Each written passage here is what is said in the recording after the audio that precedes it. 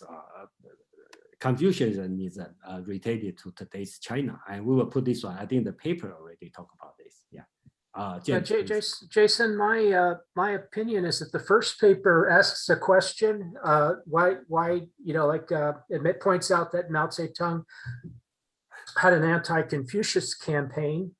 The second paper states that the Chinese government and Xi Jinping are completely opportunist and using Confucius as to try to buttress their state.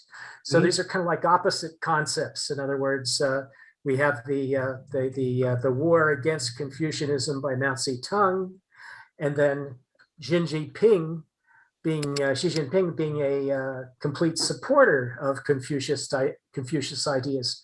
But I think this contradiction is really saying something about the difference between Mao Zedong and Xi Jinping as leaders of the Communist Party of China. So I think that's basically what it defines, is kind of like a difference in opinion and a revival. Sometimes we have revivals. In other words, people condemn the leaders of the Civil War that were on the Confederate side now, but before they were accepted, people in the South would commemorate the births and deaths of the Confederate leaders, and movies were made about memorializing the Civil War from the standpoint of the South. So this was kind of like societies change, and society in China has changed, and Confucius is now very popular with the leadership of the Communist Party, where it was before a kind of a campaign. There was a campaign against it in the 1970s, which is what the first article talks about. Yeah, thank you for sharing, and then we will talk about more about this. Yeah, thank you. And Joe? Yeah, I would just actually like to, just build on that very briefly, is this idea of sustainability within this context, because the campaign against Confucianism was, for initial power grab, but there seems to be a return to Confucianism because it looks to be a more sustainable way of actually maintaining the culture and creating an environment where people are willing to help one another. So it kind of counters the rugged individualism that it was once scapegoated for, maybe, as one article had pointed out, that it was associated with the essentially countering individualism, and was the result of why they didn't necessarily progress in certain areas. But now it's seen as a way of sustaining the progress that has been made in China up to this date. So I just want to talk about it maybe from a sustainability factor, like as to why China looks at this as being a sustainable model going forward and didn't initially. All right, thank you. Yeah, so we have James want to talk about the contradiction of this, and Joe want to talk about sustainability on this one. It's Joe, please. Yeah, I just like to point out, I don't really think Confucius has a lot to do with this at all. This is just what the modern politicians are doing. You see this a lot in Christianity. And Islam, people just adopt it when they need it, but I don't really think they always pay attention to what's being said. Great, Joe. Okay, so we make sure we cover on this one, and okay, that's No. Okay, so let's start. Before we read talk about this paper, I just organized, not everybody familiar with Confucius. Okay, so I just organized, his lifestyle, so to get the idea for what Confucius as a person. Okay, and I use his age. I think that will be more meaningful. Okay, so roughly he was born on 551 BC. Okay, 100 years before Socrates, I think. 20 years after Buddha, I think, I'm not sure. Okay, so there's only one sentence, so-called the thumbnail biography. okay, from Confucius analog. Okay, I list here. I'm going to put in his life.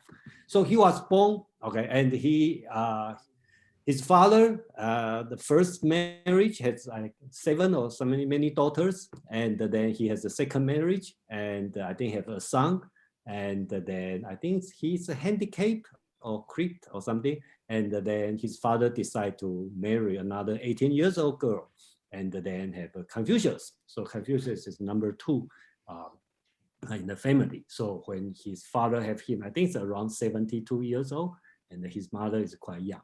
So at 3 years old, his father died. And 15 years, that's according to his writing, his teacher. He said when he was 15 and he made his mind to study. Okay, that's important. Okay, 15 years old. And so he's not like early study, early education. Okay, so he made his mind to study at 15. And his mother died at 17. And his son, he only had one son, so-called Li, that's his name, was born and when Confucius is 19 years old.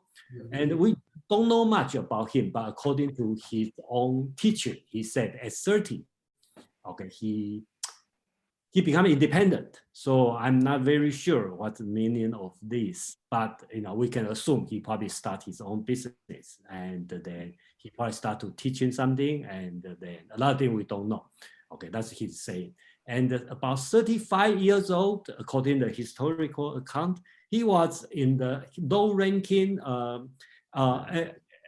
aristocrat, okay, in Lu, the state of Lu, but they had some turmoil in his home country, so he escaped to the neighboring country, Qi, and become a private consultant. Okay, not a real job. And when he is 40, and then according to his writing, he never got confused. So that probably means he knows many things. He got established in his academic study. And also, according to his writing, when he was 15, he said, according to his word, he knows the divine mandate. Okay, I'm not sure what that means. Probably he knows his future, what he's going to do. So you can know, he's a late boomer. Okay, it's not very early. And he also said, if you are interested in the book of change, or so-called I Ching, okay, so he said, after 50, you can study that. So he probably put a lot of commentary on I Ching, okay, after that time. And then he got a real job, okay, at 51, when he go back to the state of Lu, okay, he got a job, probably sometime like chief police officer or for the security of the state. I think that's his job, and that's his real job. Okay, probably the first time got the official job. And 5 years later, he was fired. Okay, and then he started traveling around China for 14 years, and a lot of followers with him. And according to his writing, he said when he was 60, he has so-called ear. The writing used a very funny word, the ear, smooth ear, this kind of thing. A lot of interpretation, but I think he doesn't mean he can. Most of the interpretation will say at the 60. He can, every word from him, he can understand, and he will not angry on the word. But I don't see that's the reason. I think the reason, the word ear probably a mistake. Okay, so probably he meant he's retired. Okay, and it's matched with his career, because around that time he got fired. He probably tried to regain his job, but he failed. So he decided to retire from the government. So I think that's the reason, but that's just my opinion. But most of people will talk about because he can become a very good attitude for everything, every word talk to him. He feel his ear is very smooth. He can hear anything. Okay. And since he tried, I think his major achievement is during this period of time. He traveled with a lot of his disciples or followers around the world, and I think they try to sell his idea. Okay. And then for 14 years, I think he probably not be successful. So he go back to his hometown. And at the age of 69, his son died. And the same year, his grandson, Zhi was born. Okay. So Zhi also important because he is one of the writer of the so-called Great Learning. And I will find a chance to introduce this short writing. And also important is Zhi is also the father, the teacher of Mencius, according to the historical account. So they have some connection here. When he was 70, and does he have the right again? He said he can do whatever he wants and never violate the rule or the so-called rituals. So that means he already in the situation, he can do whatever he want to do and never doing wrong. Okay, so that's what he's talking about. And 71 years old, his favorite student, so-called Yan Hui, okay, he died. So he's quite sad, and the old age, his son and the favorite student died, and the age of 72, he died. Okay, so that's the brief, okay, history, his biography I put together. So any comment on this one? On his life question? Okay, I think there's no question. Okay, so because nobody know, okay, what's going on. So Joe, please. I just wanted to ask, was like 72, is that old at that time? I mean, it seems like an old age in most of civilization. Was 72 old? I think so, same as Socrates, right? Socrates died at 72.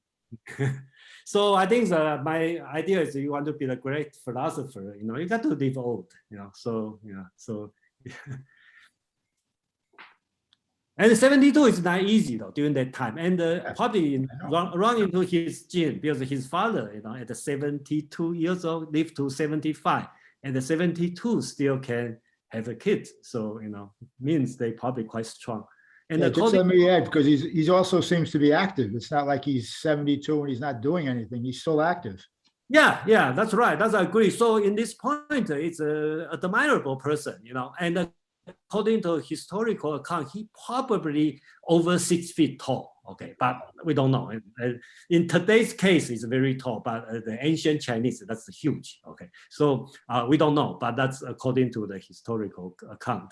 He's very tall, but for sure, he probably very active, very healthy, and to the old age. Yeah, that's for sure, because he can, most of people, even today, after 50, then kind of feel like, not much to do, but he's still at the 56, lost his job and still willing to spend 14 years travel around China. Okay, there's no air flight, no advanced modern transportation, and doing this. And he really faced a lot of danger. Another time he almost lost his life. So it's admirable at this point of view, even if you disagree on his philosophy, but his lifestyle, his attitude of life, that's the part I really admire him. So, thank you. Thank you, Joe, for this question. Yeah. So, okay, a little bit more background, okay, on this, because we constantly talk about the Mencius in the warring state, and before warring state, we call the spring and the autumn. And here I'm going to explain why spring and the autumn. Okay, all this one is related to the first paper. Okay, the first paper from Professor Yu Tao. Okay, so I just give the background. So when you review the paper, you know the background. Okay, first, I think at the very beginning, the author talk about Confucius is a transmitter. Okay, and not a maker. Okay, so he famously said he is a transmitter, not a maker. That means he didn't write a book. Okay, he only believe in and love the ancient. Okay, he always talk about past 500 years ago, the Sage King. Okay, I venture to compare myself with our old pen. Here I want to mention the old pen, according to my family book. Okay, old pen is so-called Pengzu, is my ancestor. So according to the historical account, Peng Zhu, okay, if you check on the Wikipedia, he lived for 820 years old. So it's kind of like Old Testament kind of people. So lived for 820 years, and according to historical account, he is a great guy. Okay, and then, well, he must be a great guy for live for 820 years old. And Confucius said, very humbly said, that he's not an author. He just transmit what the old sage teaching. And if you want to something achievement, I just want to compare myself. I just want to be as good as the legendary old pen. Okay, Peng Zhu, that's what he's talking about. Okay, so that's the thing. And then about the spring and autumn, okay, we don't know. That's a book, okay, about the history book, about the history book for the state of Lu, which is Confucius' home country. But we don't know who is the real author of this one. Okay, nobody's sure. But according to Mencius, Confucius write this one. That's what Mencius said. That's why Mencius said, let me read this one. Mencius said, he said, again, the world fell into decay and the principle faded away. Perverse speaking and oppressive deed prevail again. There were instances of ministers who murdered their lords and the sons who murdered his fathers. So Confucius is in the time, he start to see the tradition value has been changed. Okay, a lot of the lord killed, a lot of the minister kill his lord and to take position as a ruler, and a lot of family, murdering situation happened. I think he meant the royal family. So Confucius, okay, is worried about this one. So Confucius was shocked by this situation and made the book called Spring and Autumn. Okay, so here, Spring and Autumn probably is a history book, and then Confucius is very brief. When he writes the history book, he doesn't go by day or month by month, or even not season by season. So every year he only put spring, what's going on, and autumn, what's going on, and the next year, spring, what's going on, autumn, what's going on. It's very brief history.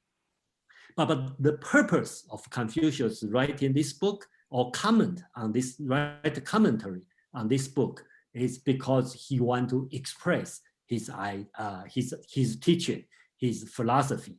That's why this book is not very fair description, I would say totally biased, but the purpose is not to reflect the real historical account, is to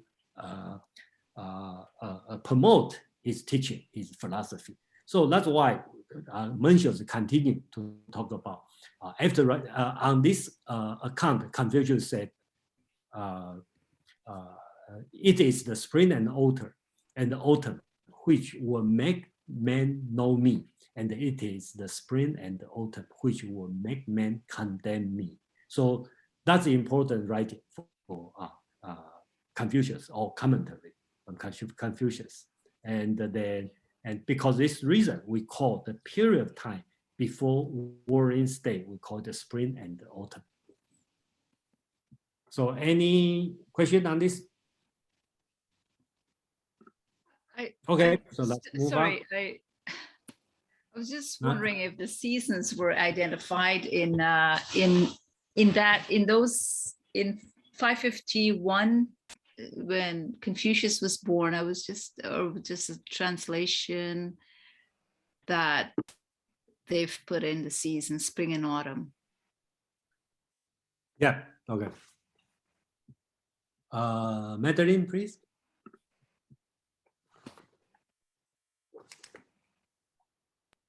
Okay.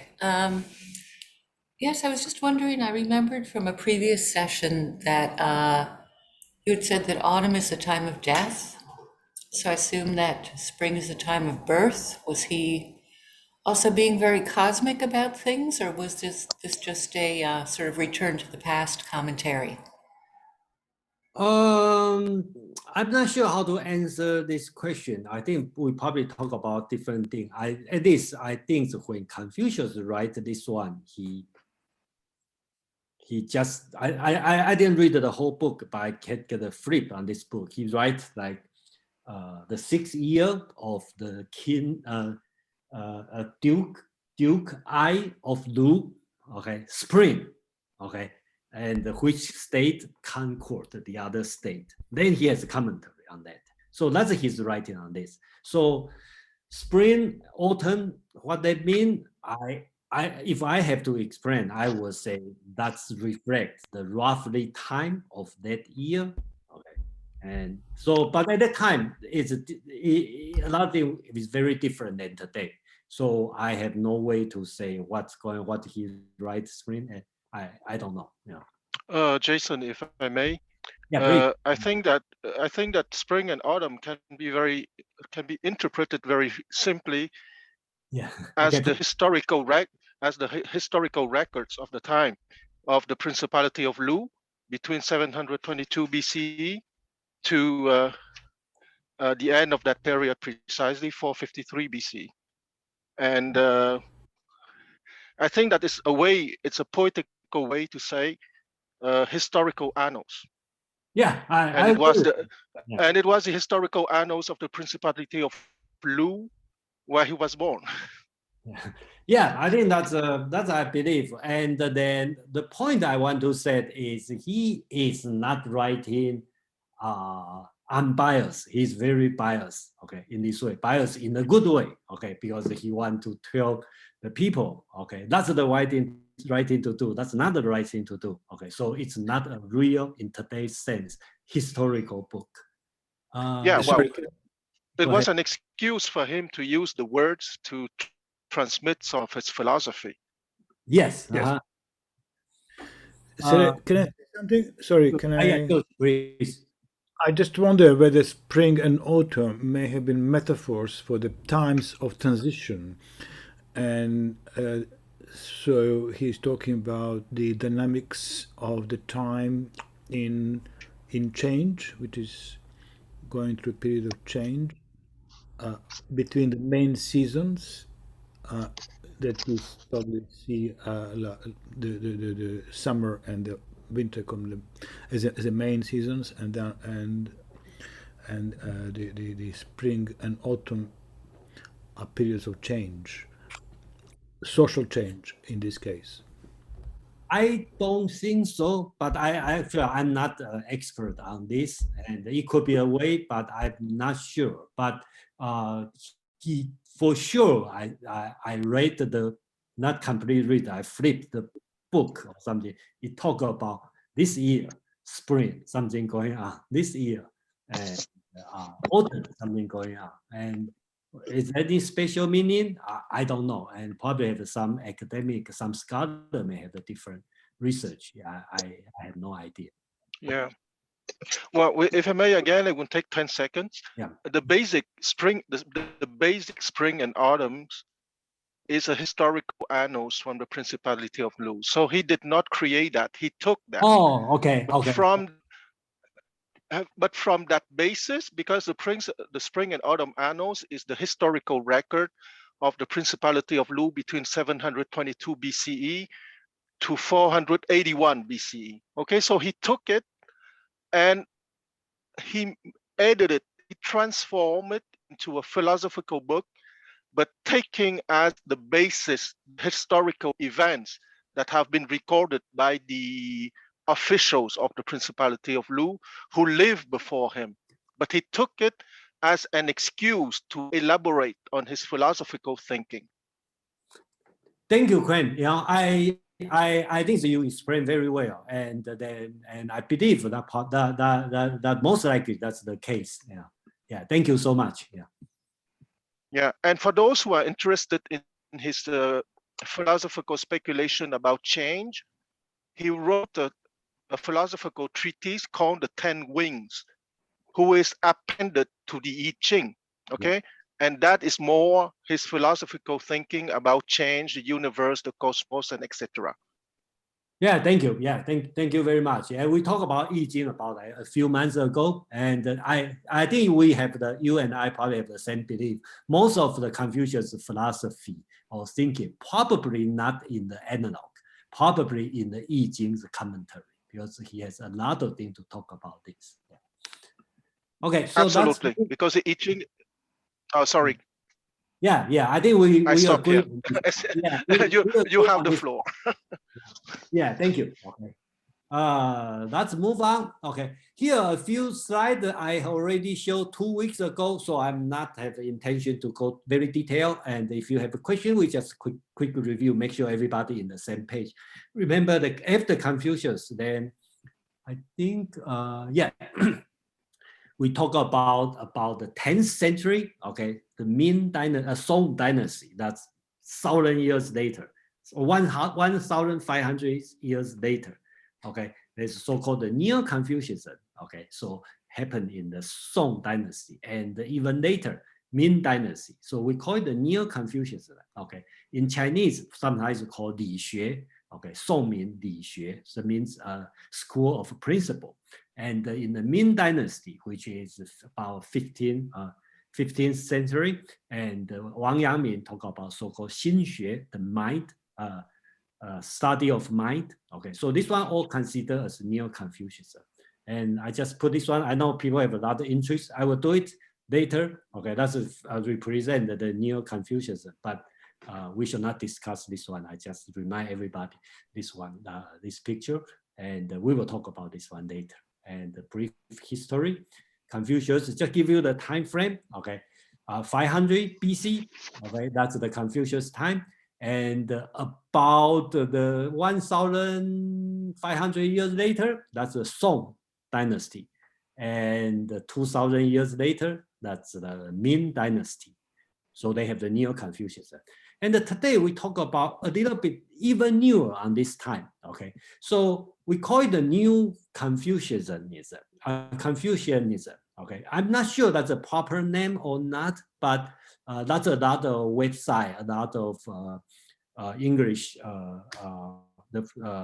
scholar use the New Confucianism. Okay, which is different. Even in English, the meaning is the same. New is near, but we use this one to separate. In the Song Ming, in about 15th century, we call it the Neo-Confucianism. And in the early 20th century or late 19th century, we call it the New Confucianism, which is represent in the Qing dynasty. And these people are different than before because they already know the Western, the European civilization. And the Western the imperialism already invaded China. They start to realize the Chinese Confucianism has some problem, and they try to reinterpret. Okay, what's the meaning of Confucius? And all these people, okay, they are very well educated Confucianism, and because remember Chinese have the civil test system. So all the people have to study, okay, Confucianism, and all these people are pass the test, so they are expert on Confucius, but different than other people in their father's generation, because they know what's going on in the Europe, and they know European are not barbarian. They are much advanced than Chinese. So they start to reflect what's going on. So I quickly introduce, I think in the paper also talk about the people, Kang You-wei. Okay, he is the so-called 100 days reform. He tried to reform the Qing dynasty, but he failed and escaped to Japan. And we will talk about his life later. If you are interested, you can check the Wikipedia. He's because after the Dr. Sun Yat-sen established the Republic of China, he's still against the Republic of China. He still thinks the monarchy probably the right way to go. And his student, so-called Liang Qichao, okay, also another famous, they all try to reinterpret what's the meaning of Confucianism. So he tried to, so that's the thing I like to briefly talk about this, and then in the paper, in the article, we talk about Kang Youwei. Okay, so you have idea who is the person. Okay. And another two persons I'd like to introduce that's also mentioned in today's reading. Okay, these two persons are all Jiang Dui students. So think about the situation. After the early, before these two people, okay, they grow in China. Okay, they have a full Confucian teaching. She had a qualified, overqualified Confucian scholar, and they know what's going on in Europe. Like Liang Qichao, he's younger. He also know English. Okay, so he learned. Okay, so he do a lot of translation. So after that, okay, the person I want to introduce is Hu Si and P.C. Chen. Okay, these two persons are different. They grow up in China. They get early education of the Confucianism or traditional Chinese teaching. But in their around 20s, they went to America, just like today's foreign student. They come to America, and I think they went to University of Chicago. Okay, so they become the student of Jiang Dui.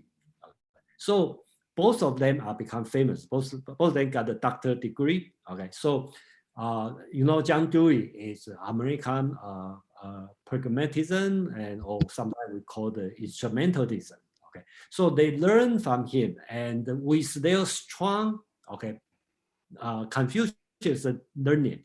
So, and then they learn from the great guy, Jiang Dui, and they go back to China. I think Hu Si went back to China, and later on go to Taiwan, and P.C. Chen stay in New Jersey, and then P.C. Chen become after World War II, the Universal Declaration of Human Rights drafting committee, and he tried to put the Confucius concept of the humanists in the first article, Article 1. Okay, so he think that's the non-religious, okay, universal concept. Okay, that's his contribution. And the Hu Si also important. If you go to the Wikipedia, if you search for Jiang Dui, you will see Jiang Dui's website also show Jiang Dui with Hu Si here. Okay, so that's his friend. And the Hu Si's great contribution is he changed today's Chinese writing, because before Hu Si, the Chinese writing is totally different than the way you speak. So Hu Si is the person who went back to China and make a revolution. He wants people start to write what you said. Okay. So today, when we read the Confucius or the ancient Chinese text, it's become very difficult because that's totally different than what we speak, and then read it like foreign language. So before we go on, that's the background. Okay, so then we can go through the paper. Okay, so any comment before we go to the paper?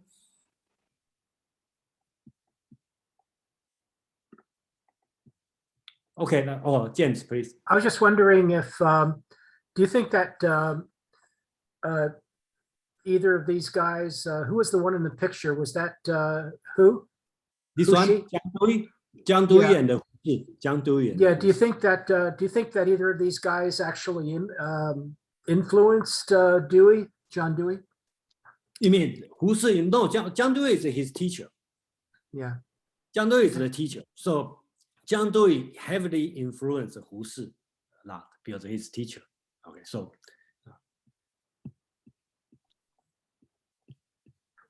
Okay, so that's we have the two papers to read, and I will put a little bit more time on the first one. Okay, because the first one has a little bit more historical or like analect, okay, related to analect. So I will bring the original text so you will understand what the author talk about.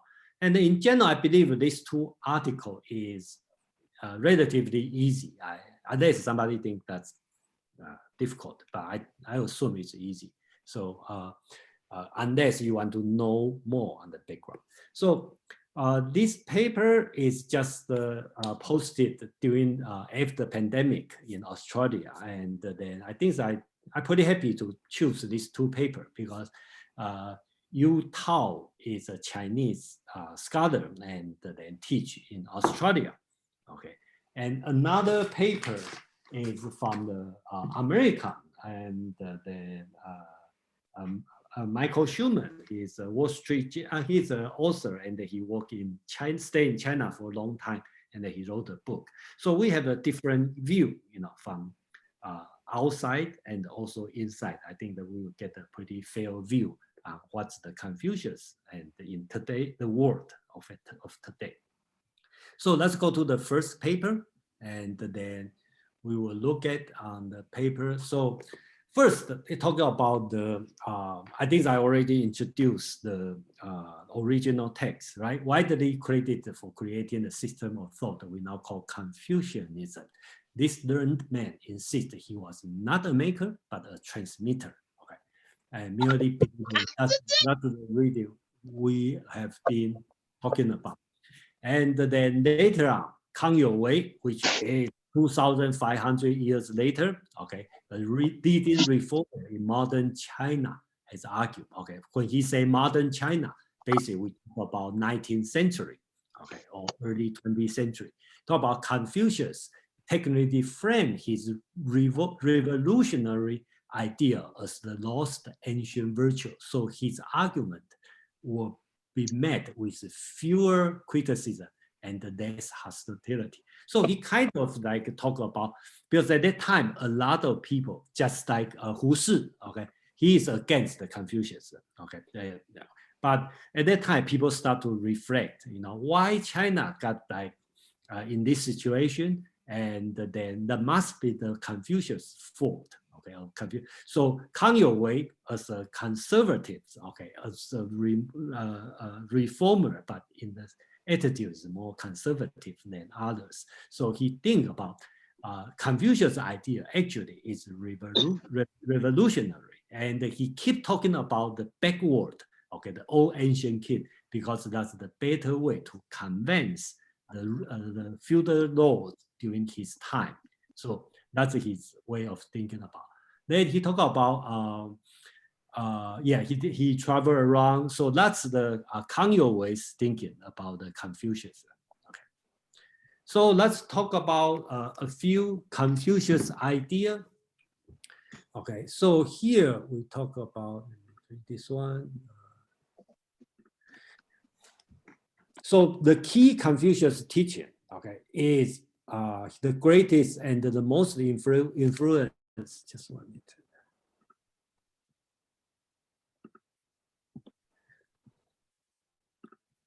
Okay, the idea is his concept of filial piety remain highly valued among young people in China. Here I put my comment on that. Okay, not when the author talk about China, basically we are talking about different countries. Okay, Taiwan, Japan, Korea, Singapore, and all the Eastern Asia society, okay, and including. You're saying that he influenced all of them. Excuse me? I said you're saying that this teaching influenced all of those areas. Yeah, all this area, and it also has a far-reach influence. Even the people immigrant to America or different place still keep this kind of concept. Okay, that means including me. Okay, we still keep this kind of concept. So this concept is very, very deep. Okay, Confucius want to restore the old political order by persuading rulers to establish moral standard. Okay, exemplify appropriate social relationship. Important is social relationship. Okay, performing time-honored ritual. Okay, the social relationship, ritual, and the social welfare is his focus. Because during the time, he see the situation has been changed. The old value has been changed. So you may not so surprised, okay, when you hear this kind of teaching. But if you compare to other school, you will know, their teaching is, his teaching is very different. Because when the feudal law asks the advisor, how can I make my country great? Okay, how can I conquer? okay, unite the entire China. People have a different answer, but Confucius' answer is very different than the common sense. He said, be nice, right? Build a good relationship, social relationship, have the social will for your people, keep the ritual, the old ritual, okay? Then you can stabilize your state, and then that's the right thing to do. Unlike legalism, or they will tell you use punishment and the reward to control your people, okay? So that's a very different idea. So I think today when we read Confucius, we should put the historical background on that, okay? Not just looking at the teaching he's talking about, because think about the situation. If in the situation you can, when the feudal lord asks for how to govern my country, his answer is not technical. His answer is moral answer. So that's a very interesting part. You can say it's naive, it's not practical, but that's his answer, and that's what he changed the whole society, by his teaching. So one key difference is we will talk about this one, and he talk about you have to lead by the leader. The leader need to lead. Okay, so that's a different concept. Let me read this one.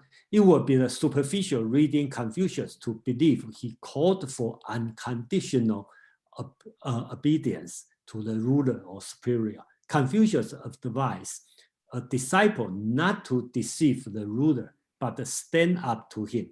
So according to the author, Confucius want to re-establish the social order, and the social order is not egalitarian, okay, but they have the structure on that. But according to the author, if you misunderstand, okay, Confucius just want you to be 100% obedience. That's wrong, because Confucius really said you have to stand up in front of the ruler. Okay, so I will show the original text later. Okay, so you have a question?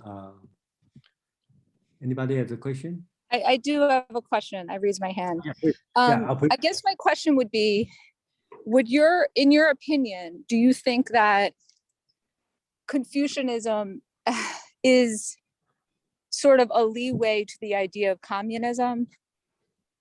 We can talk about this later. Sorry, we can talk about this one because the communism is a very complex situation. Obviously, I understand it's a more. Yeah. Can you wait for the? I'm just curious because obviously I think. Yeah, there's a long discussion because and that's put on the first, at least for the first 1.5 on the more technical and side. So another teaching, according to the first paper, Confucius has defined the so-called xiao, filial piety, as a respecting parent, and his word is never divergent from the parent. That's the author's interpretation. I put a question mark here. Okay, I will talk about later. He talked about never. My opinion, he's talking about never diverge from the ritual, from Li. That's my opinion. But according to author, it's never divergent from parents. Okay, so kind of appearance, so-called obedience to your parent.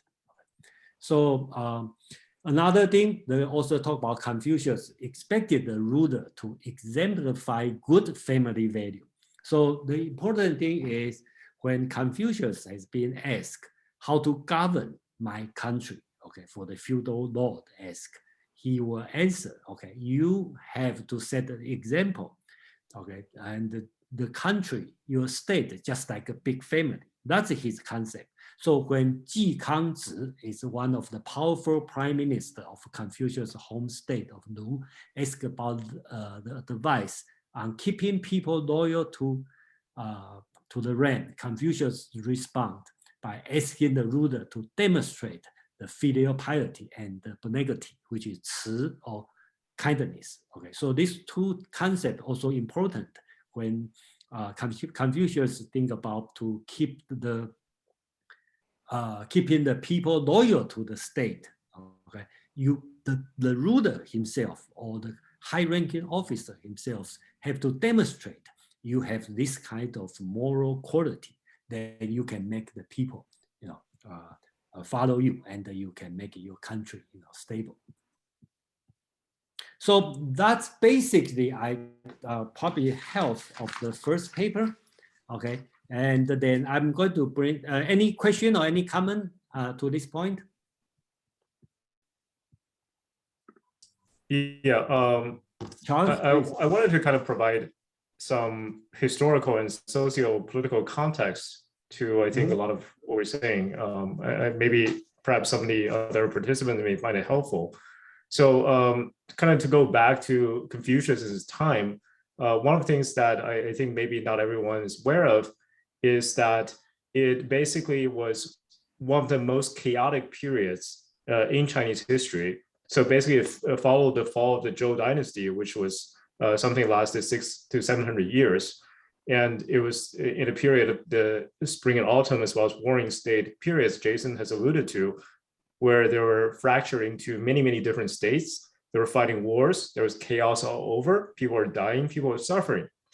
And one of the ironies is that it's also in this period of great chaos that it also became the bedrock for the most intellectually vibrant period in Chinese history. So it was the period of hundreds of schools of thought. And why is that? It's because different people, so once you have a solid foundation, a country that's broken, then different people come out and try to explain the chaos, try to create philosophies and ways of running a country to create solutions to chaos. And Confucius was one of those philosophers during that time.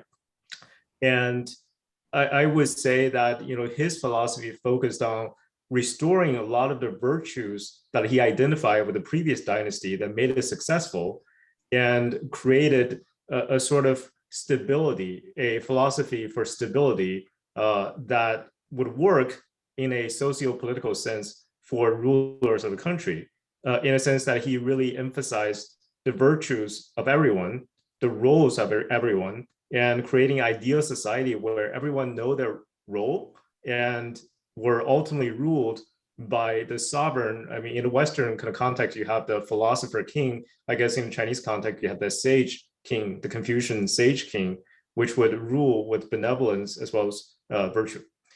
So that's kind of the historical context. And the irony of this and why it was the most intellectually vibrant period is because Confucianism became an extremely successful, through its various iterations, extremely successful political tool for the rulers. That essentially after Confucianism became a state ideology, it was successful enough to continue to dominate the Chinese intellectual, philosophy for the next, thousands of years. So, and to maybe provide further socio-political context, is that if you look at Chinese civilization, right, compared to Western civilization, which is heavily influenced by Abrahamic religion, right, people's lives, their morality was heavily influenced by the, Judaism, Christianity, and so forth.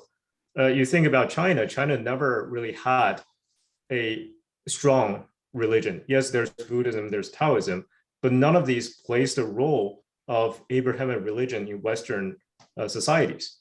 So essentially, you look at Chinese folk religions as a bunch of shamanism stuff. So how does a bunch of superstitious shamanistic people, create a civilization, successful civilization? Essentially, Confucianism, with its emphasis on rituals, emphasis on how people should behave, acted as the the guidebook for people in a way that Christianity and the Bible did for Western countries. And this essentially provided the intellectual and moral foundation for Chinese civilizations. It provided intellectual foundation for the social contract between the ruler and the people and how the state organized. And in addition, Jason also alluded to earlier, the civil examination system is basically a way to propagate, thought and to try to, gather and rally the elites in a country, especially intellectual elites that ran the country. China has been famous for having a large, but also from a historical context, pretty successful bureaucracy that ran the country. And how was this bureaucracy established? Is through examination. Examination of what? Basically Confucian ideas. And essentially through that, you had the continuation of Confucian thought, the state ideology passed on for generations and generations. And the reason it basically also transmitted to all around Asia was because it's success. It was successful for thousands of years. And of course, people around China, and China was basically like the kind of the hegemon of the time. You can view it as a Rome of Europe or United States as we have. So people around China, such as Korea, Japan, and Vietnam, copied the system. And I don't want to drag on too much, but I think another very profound aspect we need to pay attention to is why there was so much, for example, why did Mao try to attack Confucianism and so forth, and why did a lot of intellectuals? Is because Confucianism, because it was successful, it stayed relevant for a long time. But its success created its own demise, that it did not change with the times. So when Western civilizations, the Europeans became powerful, Confucianism kept China kind of conserve its ideology until one day the Chinese woke up and decided, oh man, we're so far behind. Why have we fallen so far? Why are we so backwards technologically, ideologically, and so forth? And of course, people pointed to Confucianism because it was the state ideology as the ills that led to China's downfall. Sorry, Charles, I have to stop you here. Okay, and that's very good for the background information, and for sure we will welcome. Please talk about this. Yeah, sure. That's the subject we want to talk about. I've gone on for quite a long time. Yeah. Okay, but I appreciate your input. That's what I want to talk about later on. But thank you for bringing it up. Yeah, thank you. Mark, please. Yeah, I'm curious, Jason, what you think about comparing the role Excuse me, in Chinese society to Christianity in European society. Well, can you hear me? Okay, I will put this question to the end. Okay, and then especially involve opinion. Okay, so for the opinion, I would like put it to the end. So today probably we don't have a lot of things to talk about. So I know today we will have a lot of opinion. Okay, in this kind of subject. So I don't prepare a lot of things, but I just want to make sure we go through on the technical part, because I know some of the people join us and they want to know what's exactly the writing and the real philosophy writing. Okay. So here, let's go back to some of these writing, and let me bring up a few texts from the intellect to prove or to show what the author talking about. So the author talk about it's not 100% blind obedience. Okay, according to the analog. Okay, Zilu is one of Confucius' student. Ask how to serve the ruler. Confucius said, "Do not hide from him." Okay, somebody please mute. Okay, do not hide from him. Okay, that means do not cheat, be honest. And sometimes you need to confront him. That's my interpretation. Okay, in some case, you have to confront your ruler.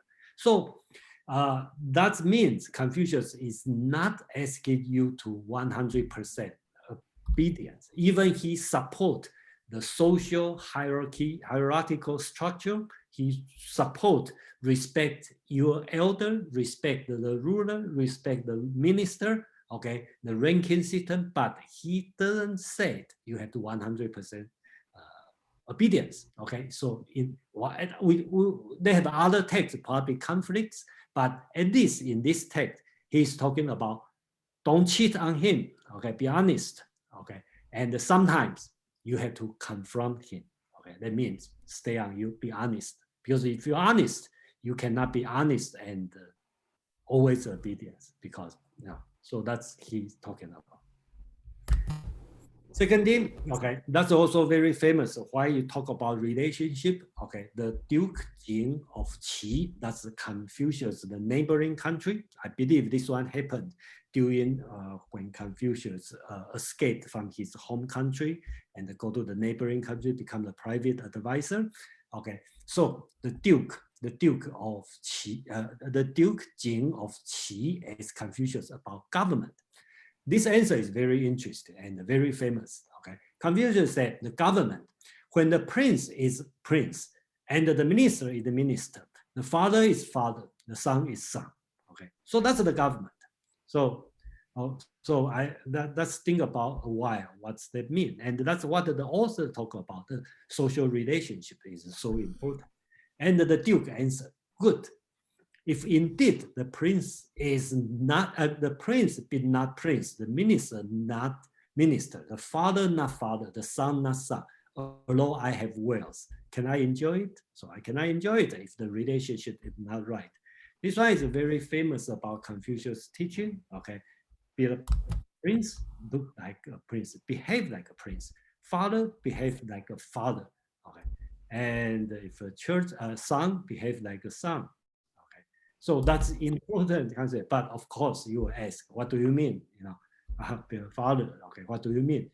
Look like or behave like a prince. That's another question. But that's the Confucius teaching on this part. So the other part is talking about. Remember, they also talk about the ask about filial piety. Okay, Confucius' answer is never divergent. Okay, so let me go a little bit on here. Because Meng Yizi, according to historical account, Meng Yizi is a high-ranking noble aristocrat in, I forget which country, but basically he is a high-ranking. And according to some historical account, he is the ancestor of Mencius. Okay, he asked about filial piety. Okay, what about filial piety? And the master said, never divergent. That's his word. He only said never divergent. Okay, so a lot of translator, a lot of interpreter will say, "Oh, you never disobey your parents." But another interpretation is you never disobey Li, which is the ritual. Okay, you never disobey this. Okay, so he didn't say anything. He just said never divergent or never disobey. He didn't say disobey. But from the context, I believe he said never disobey the ritual. Okay, so soon later, as Fan Zi is another Confucius student, and he being considered as not so smart. So every time, he will ask question. We use him to ask question. He drive him, and then Confucius told him, okay, Meng Sun is Meng Yizi, asked me what the filial piety was, and I answer him, never divergent. So Fan Zi, who is not so smart, he will ask, what did you mean? Okay, and the Confucius answer is, the parents, when alive, be served according to the propriety, which is Li. When die, they should be buried according to proprieties. And later, they should be offered sacrifice according to proprieties. So everything according to the propriety. When your parents are alive, you should treat them based on proprieties. And if they are dead, then you have to bury them according to the proper proprieties. And after that, then you have to worship them or offer the sacrifice to them, and according to proprieties. According to proprieties means not the more the better. You have to do it proper. That's his teaching, in this one. Jason, if I may just provide some context into the interrelationship between roles, virtue, and propriety, in case the audience, right?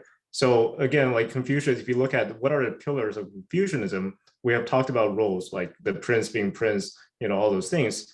But along with that, there's the presumption that with your role, there's the same duties, obligations, and virtues you have to follow. And this is why in the previous slide, It may seem almost like quite obvious on literal, reading it literally, of course, prince being the prince, but it's like if you are the prince with a role, but you don't follow the virtues, you don't shoulder the obligations, then you are no longer the prince.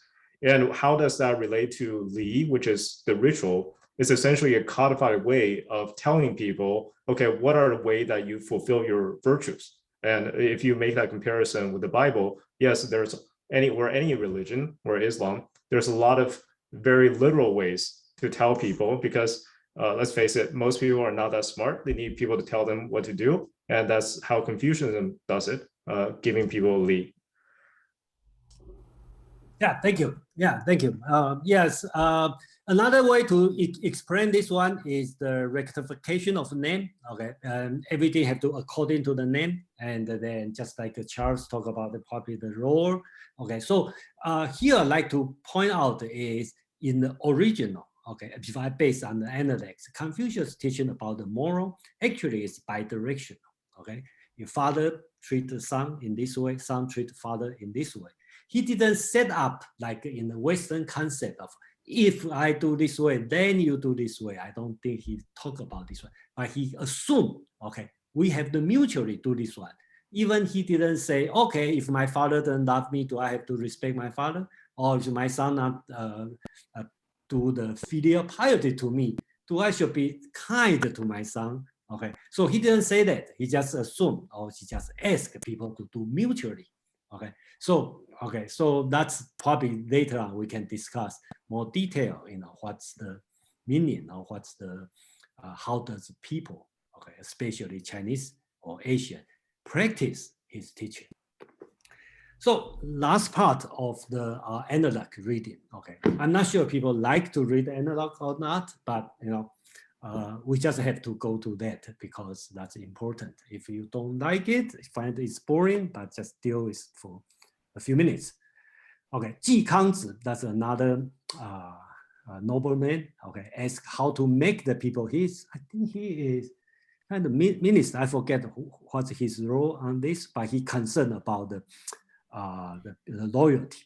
So Ji Kangzi asked how people respect, how can I make people respect their ruler, be faithful to him, how to encourage the people to be virtuous. Okay, that's kind of the ruler or administrator is thinking about.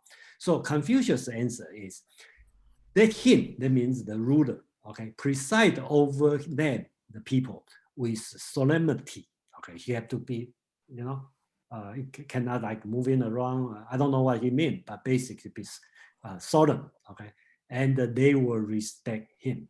Okay, and then let him be filial. Okay, be filial, xiao. Okay, that means as a ruler, you have to treat your parents well. That's the filial piety.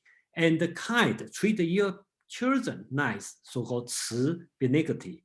Then they will be faithful to him, to you. That means, you know, you have to do it well. Right? If you want your people respect you, be faithful to you, you have to treat your parents according to the xiao, and treat your children, okay, be nice, okay, as 慈, and then your people will be faithful to you.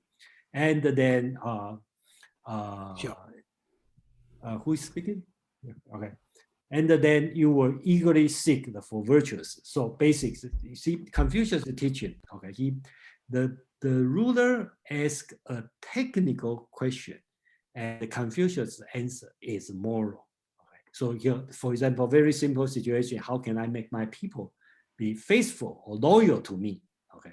And the Confucius answer is, you have to be loyal to your father, to your Lord, and be nice to your children, okay, and then the people will be faithful to you, will be loyal to you. That's Confucius' answer. Any comment? Okay, and let's go to the last part. Okay, I think on this paper, and the author also talking about Ren. I think we have one complete section about months ago talking about Ren. What's the meaning of Ren, which has, I think,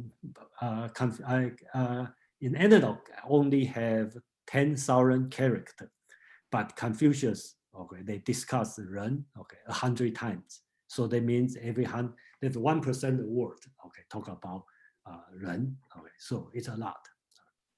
So I think the author doing a good job to correct all the definition of 人, okay, call it the benevolence, humanity, humanist, goodness, okay, and then another way to look at it is also have the meaning of free from worry, also a meaning for the result, and the firm, okay, and be respectful, tolerance, trustworthy, probably like all the good things, you know, will accumulate to 人. Okay, so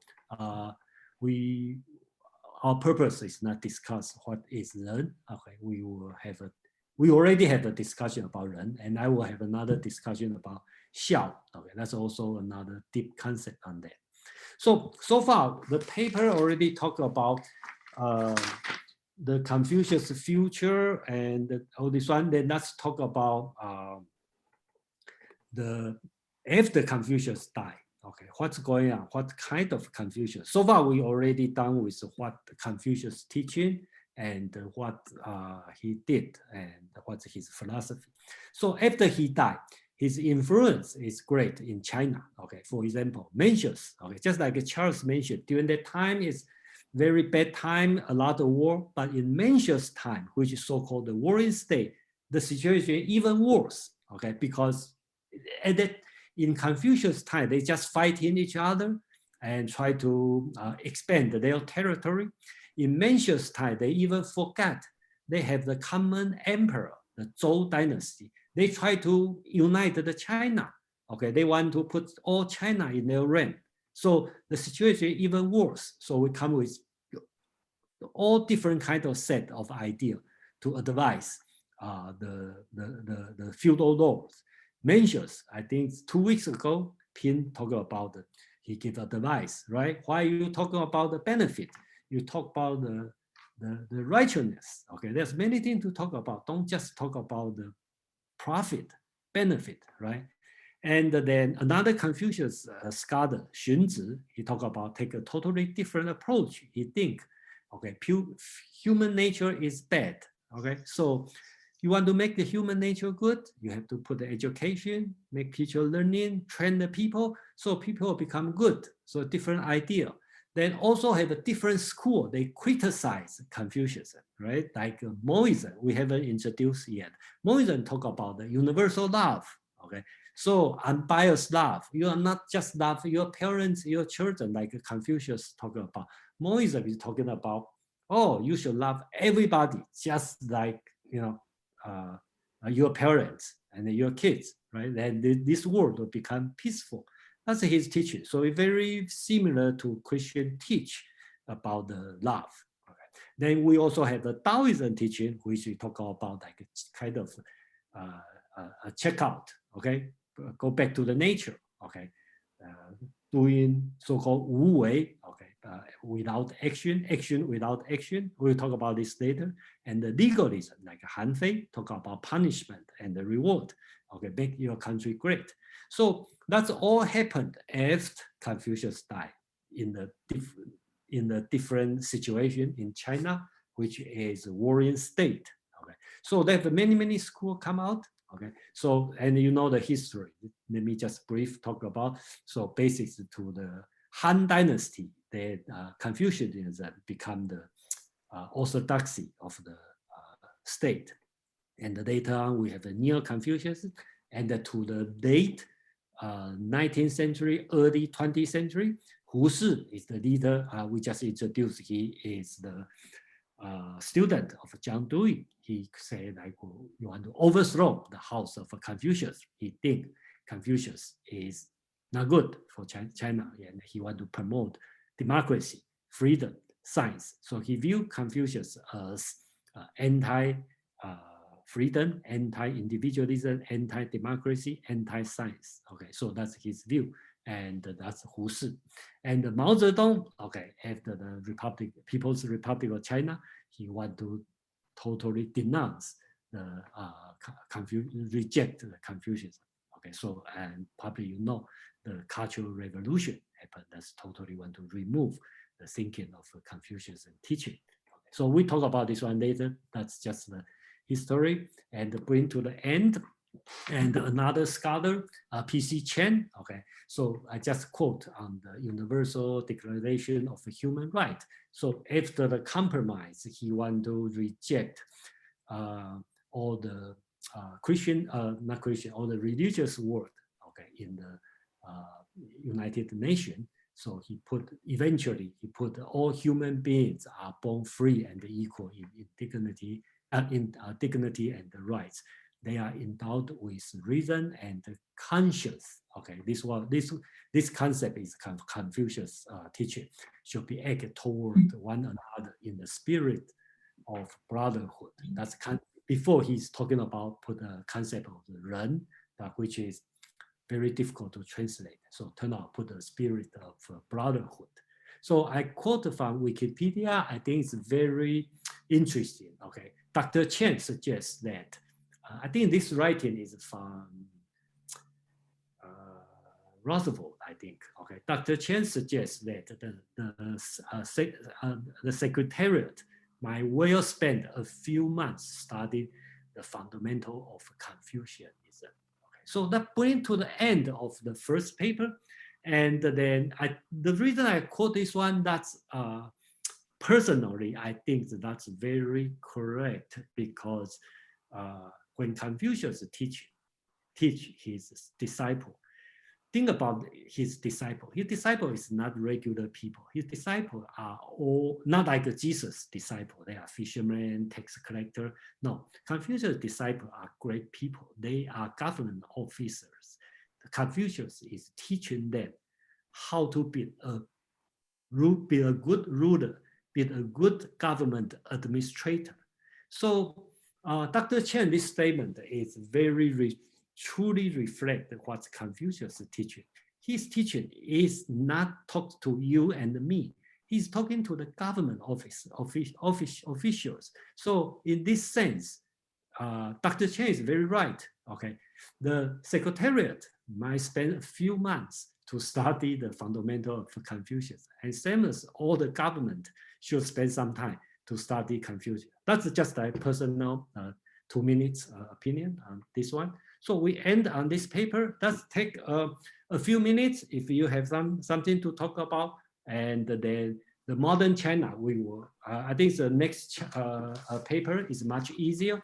Not a lot of historical account to talk about. I will briefly go through. Then we can talk about the second subject, which is the modern China, and a few questions raised at the beginning about the contradiction of the modern China Mao Zedong against the Confucianism, and how about today they are support the Confucianism, right? And then I think Joe also want to talk about the sustainability. Okay, the issue we can discuss later.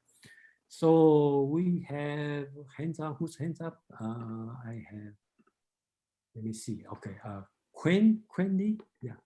Yes, I would like only to bring one translation of the word "run" that I like very much. I don't know if you heard of Michael Billington. Michael Billington is an American intellectual related to the Lyndon LaRouche movement. Okay. And he used the Greek word the agape, A-G-A-P-E, agape to translate run. And as you might know, agape means divine love, okay? And meaning that it's a love that is of a higher level than the simple human love. However, I think he brought something very interesting on the epistemological level.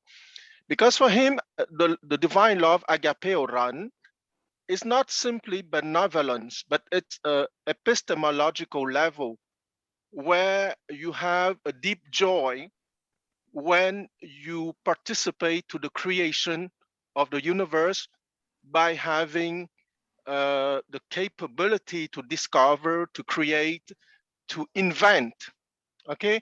And by that very human activity of creativity, discovery, inventivity, you feel that deep joy, and that deep joy will make you broadly with other human beings. So it's something deeply related to the broadness of your mind, and not and it's not the resound of preaching, because you know well that preaching doesn't work.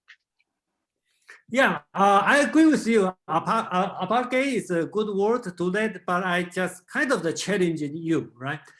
Apage has some problem to me. Apage probably more suitable to the Moism teaching, the universal love or unbiased love.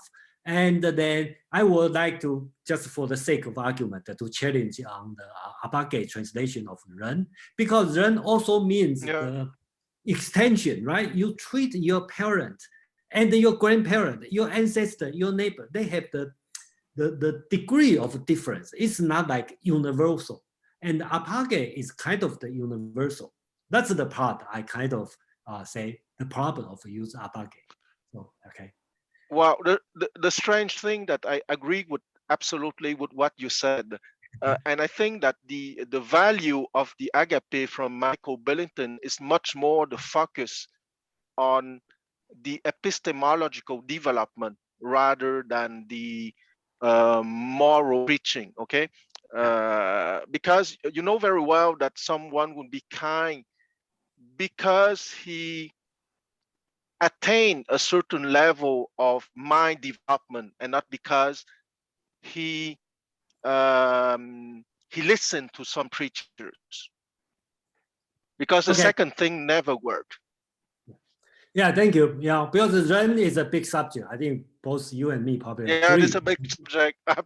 Absolutely. Yeah, and I kind of like a little bit feel a little bit disappointed because I've dedicated one section to talk about Ren, and still have people and they tell me I don't understand. So I kind of feel like I don't know if the Confucius didn't do a good job or I did do a good job. So anyway, and let me think about it.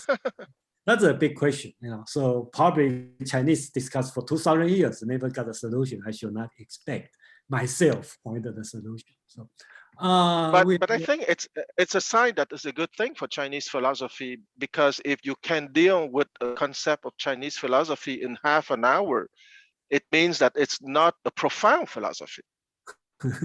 Yeah, okay, but anyway, the reason we just, you know, any kind of criticism, you know, I'm fine. You know, I think I'm not here to promote. Okay, I'm not here to criticize. I'm here You're to the best, Jason. Thank you. Yeah, I said you're the best. Yeah. Okay. So let's have hands up, Charles, please. Yeah. It's interesting to see this this idea of an influence in the discussion of human rights. My understanding of Confucius is very thin. I know very little, but so far what I've heard is that he supports the idea of a social hierarchy, which you also see in Plato and Aristotle. And neither of those people would be a good person to start a theory of human rights if it's based on the idea of freedom and equality, because those go against hierarchy. Yeah, I think we need to put this way, right? In this time, we call it the actual age. Okay, then across the state, you can go any place, even in the American, right? I mean, at that time, 500 BC, Europe, Greek, all the place is a hierarchical society. And men dominate in the world. So it's not fair to criticize the philosopher or anybody that time, you know, you support the social hierarchy, you are not respect the woman, you are the, you know, you don't say that two sex, two gender are equal. I think that's not fair to criticize them. But, you know, put in this content, just like, you know, Jesus also support the slavery system. And right. I wasn't exactly, my point wasn't to criticize, but merely to say that there seemed to be a contradiction. And so maybe if I ask it another way, in the beginning of the Declaration of Human Rights, the idea is that there's some Confucian idea there. And so I guess what I'm really asking is, what is the Confucian idea that would best match this idea of equal dignity and rights? You are right. I think I will bring up the later part of the last slide. The mentions is more on this side. Okay, so Confucius at that time not talk about too much. At least I don't know. Okay, Let's go. And Charles, this doesn't directly answer your question, but I think one of the key difference between Western and Eastern kind of thought is that even though, yes, freedom on its flip side is kind of obligation, right? But I think in Eastern thought, Confucian thought, it emphasizes the obligation duties of the people more than their rights. I don't know if that kind of helps. Yeah, answer. I agree with you. Yeah, Charles, thank you. I agree with you. But that's another thing we are going to discuss pretty soon. And we have hands up. Let's go through from what is it? Joseph and Karen and Mark. Joseph, please. Hi, I have a very specific question with regards to Neo-Confucianism. Okay. My understanding is that in terms of adoption of that philosophy as a state level, Korea was the only one, actually Chosun was the only one who actually adopted that particular philosophy. And so my understanding is that it's a more fundamentalist view of Confucianism, a little bit more strict with regards to gender relations. Is that a correct analysis? What were the primary differences between like regular and Neo-Confucianism? Yeah, I think you missed the meetup 2 weeks ago. I talked about this one. Yeah, but I would say you are right. Okay, 100% correct, but not overall, not cover all the truth, but the truth is too big to cover. But basically, I say you are right, become more strict. But another way to look at it is they bring the rationality to Confucianism. Okay, so I will stop here, but it's much more to talk about the Neo-Confucius. Okay, so thank you for bringing up this one. Then we have Karen, please. Oh, I just wanted to add to the previous comments that I agree that from the reading, it seems like Mencius is more directly connected to the idea behind the Declaration of Human Rights. But even in Confucius, I think it's important to remember that democracy and sort of universal rights don't necessarily have anything to say about hierarchy. It's more about how people assume roles within that hierarchy and, you know, whether there's flexibility in motion on who gets to fill what role, right? So this idea that there are responsibilities with each position in society can be very much part of a democracy, right? So in ancient Greece, yeah, you're given roles by lottery, but there were things to do when you were in that role, right? So the idea that whatever, I think, so if it is true in Confucius that wherever you were in society, you had a sort of inner, you know, relationship to virtue such that there was a way to do that role correctly. That could contribute to this idea of a universal dignity. But, you know, it does sound like the hierarchy was a sort of natural given hierarchy in many ways that might seem anti-democratic, and that you need more developments in the tradition of Mencius, maybe suggesting that there are times when it's appropriate to take steps to change the hierarchy, right? To get the idea of democracy, that it is the, you know, the support of the governed that gives legitimacy to any hierarchies or something like that. Yeah, that doesn't seem to be here, but just from the very brief reading of the reading, I can see how there's some, even in the original Confucius, some, you know, gesturing to the human dignity of all individuals. Yeah, thank you. Yeah. We have Mark and Yan. And Mark, please. Yeah, I have two questions for anybody, maybe Peter, but anybody who wants to speak on them. One is I have heard that Confucius formulated something very similar to the golden rule, but in the negative, which is do not do to others what you would not have them do to you, or something to that effect. And and I wanted to hear whether that was correct or not. And then the other thing is, could that be interpreted, especially by a Declaration of Human Rights that's dominated by a lot of like Western European countries with a Christian tradition, to be kind of a basis of human rights? Because that in and of itself, although a lot of other things about Confucianism, like the filial piety specifically, seem very hierarchical, that particular aspect does not, that particular saying to me at least does not seem particularly hierarchical. So if anybody wanted to comment on those things, I'd be really Okay, Mark. Okay, Thank you. Mark, your second question, I will put it on the hold on the later part. Okay, because we'll talk about the more universal thing. And the first question about the so-called Silver Road, and then I can answer you the text. He said, I think it's Zilu, one of his students, Zigong, I think one of his students asked about how to do the government. And his answer is, when you go out, just like you are welcoming an important guest, if anything you don't want to be imposed, don't do it on the others. So remember, he's not talking to you, he's talking to the government officer. Okay, when you put the policy, you have to think about it. Do you want to, as a people, you want to receive this one? If you don't want to receive, you don't do it. That's his explanation on this one. And of course, we can call this one golden rule if you apply to you, to anybody. But original text, he's teaching one of the disciples how to make government, how to be a good officer, or because of, I forget the question, but basically that's the account. The first answer is, when you go out, you should always be like proper, okay, just like you are receiving an important guest. So I think that's his answer. Okay, so we have a few hands up. Let's be brief, and we have enough time to discuss, and I would like to go through a few items. Okay, so let's go from Charles, Madeline, and Yan. Yeah, I just want to make a comment about regarding kind of human rights, those things.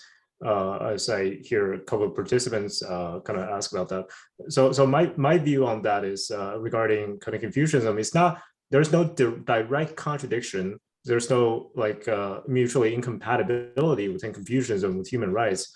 But you have to kind of understand that its assumption of Confucianism is that there is a hierarchy, but it's a meritorious hierarchy, that everyone who is within a hierarchy is there because their virtue or because their ability, and they're there so they can make the best decision for the population.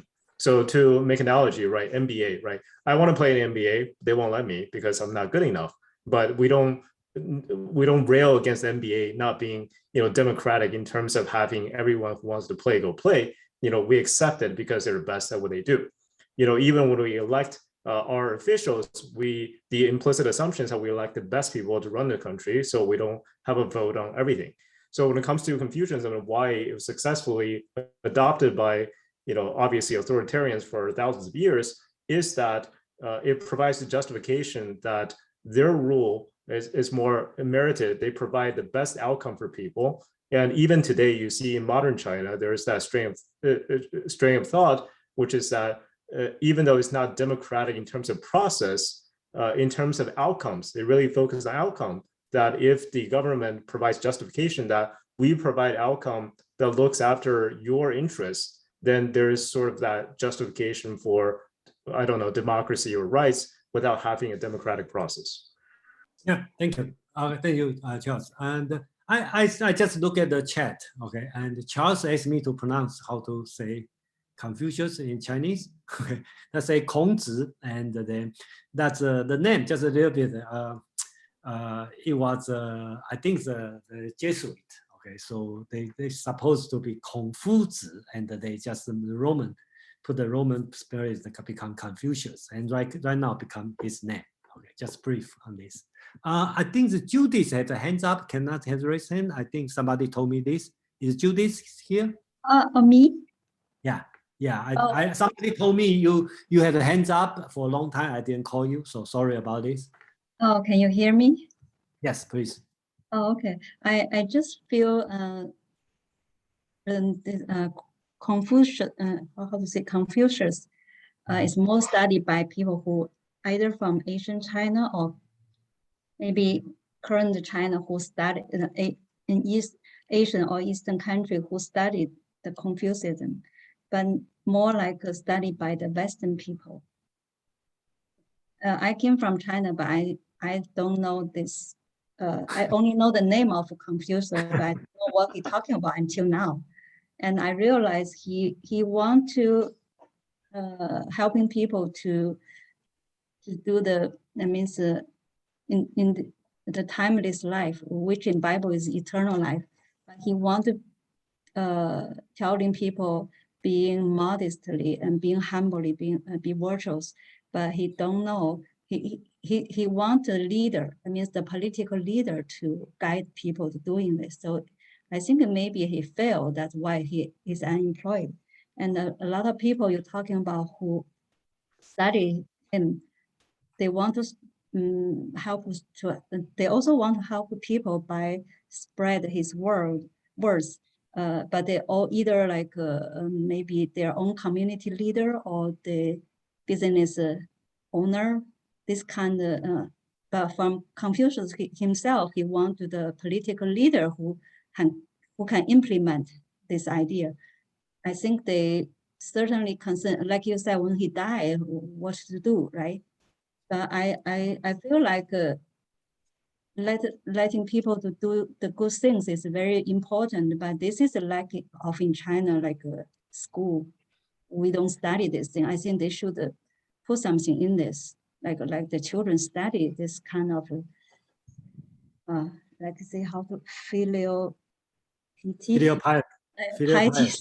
Yeah, they should put something like teach people, but it's not important who. It's not the political leader who can implement control people's life, but this is all they go the wrong direction. So this has to be, but in Bible said it has to be Jehovah, but this is my religion, it's one God. So, but it's not, you don't expect people to know the Bible knowledge because it's so complicated. And it's not easy to understand, but if you can make connection, they probably similar. But a lot of people, it's like Buddhism, they want to hear the words they can understand. So maybe Confucius, he has a lot of study, means teaches, make people easy to understand. That's why he has so many followers. So I think, thank you, Judith. Bring the current situation in China, I don't know, because in my age, we were forced to memorize all the analyte. So, but they should be aware to teach people, because when my childhood, I don't get this teach, so I probably go. That's this subject later. Okay, on hold later. Because that's a big subject, very big subject. Like we can ask people in America, even in Greeks, do they read all the Platonic dialogue or not? Right? Probably the answer is no. They don't want to read it. Too boring. And and we are a selected group because we are curious, we are interested what the angel will do, So that's here I create a space we can discuss. Technically, I also in another group, probably we talk about the Greek philosophy, we talk about the play of the Oedipus the Rex, right? That's a real story why you marry your mother and kill your father. So a lot of things we can talk about, but let's go to who's next? Madeline? I think I am. Can you guys hear me? Yeah. Okay. So I just wanted to go to Charles's point. I think he was insinuating this, and the woman that just came before me. So I think the very idea that we're putting someone in a position to determine who is best at what in society is the almost opposite of democracy. And I think it almost takes away personal freedom. I understand that he gained so much popularity and so many followings, but I also think there's a huge element that we kind of look over, in a sense, when we do study his philosophy, in the sense that we are giving this man power to determine who should do what and be where in society based on what he believes is their best, highest potential. Whether or not he's right or wrong is irrelevant to the fact that we gave him the power to determine that. So that's why I think it negates huge, very, very strong elements of democracy and freedom. But I wanted to go to Charles. I don't know if it was Charles, but the C that came up, he didn't have a face in it. But he was saying that he wants the most optimal society, so he gives each person a position, a spot in society. hierarchically. And I'm saying that the fact that he is determining that is what takes away democracy. Yeah, okay, that's Sarah, another- I think so- you're probably referring to me.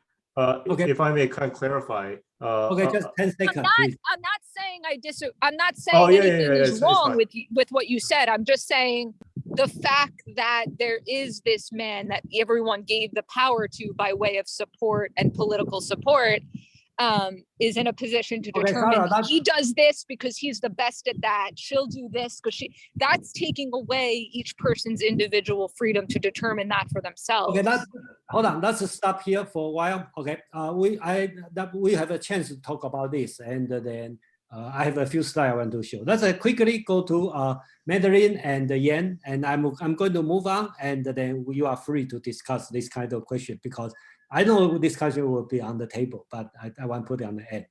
Mandarin, please. Yes, I was looking at all of this and thinking about how it's all made to be applied to other human beings, and what this would look like if we applied it to the rest of the natural world, not just to our own species. And I know it's a huge topic. It's not part of the conversation, but I know that we're moving on in just a minute to the influence on modern communism and modern China aspect. And China, like everywhere else, has a population boom and not an unlimited amount of resources. And I don't know if there's any movement at all going on in China in the upper echelons or wherever to apply this type of philosophy to the natural world in terms of their communist capitalist hybrid society. That's it. Yeah, that's very interesting. Okay, let's stop here because that's another subject that we probably. Okay, then we have Yan. Brief. Okay, please. Okay, yeah. I have a question concerning your first page there with all the chronology based on age. What can you give some examples of what Confucius meant when he was a 70, said he could do whatever he desired, but not make mistakes? Oh, I don't have the example. But you can assume, I think that what he meant is he doesn't need outside control, right? For example, you throw me to the island and nobody else, I still behave moral. I think that's what he meant. And any example, I don't. Okay, but that's okay. His own morality as well as he's self-disciplined enough to be to follow his own teachings. Yeah. So in a way, he achieved the highest Taoism teaching, right? I just do whatever I want. My behavior is moral already. So that's his. Yeah. Okay. If I may, just 5 seconds. Okay. I think that what he means by that is that even his desires is in accordance with the natural laws of the universe. He doesn't even have bad desires. Yeah, you can talk about this way. Yeah, that many way. Okay, so let me quickly go through the second paper because anybody want to talk about the modern Chinese situation. So I hope you read this one. And I personally think the writer, the author, he put it pretty, at least I agree on his opinion. He said, even though often did not adhere to Confucius' principle. All right, I think we need to move quickly.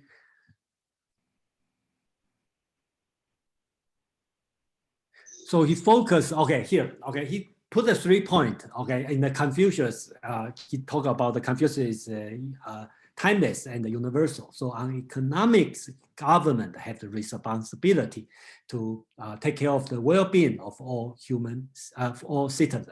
On education, Confucius focused on the learning as an essential practice for self-improvement. And on the politics, and then the author think, the Confucius maybe realize, the government should be make decision. The ideal Confucius was with virtue. So put the virtue on this one. And I think that's everybody want to talk about, the democracy, right? Many have argued that Confucianism is inherently anti-democratic, and since it's focused on responsibility, not on the right.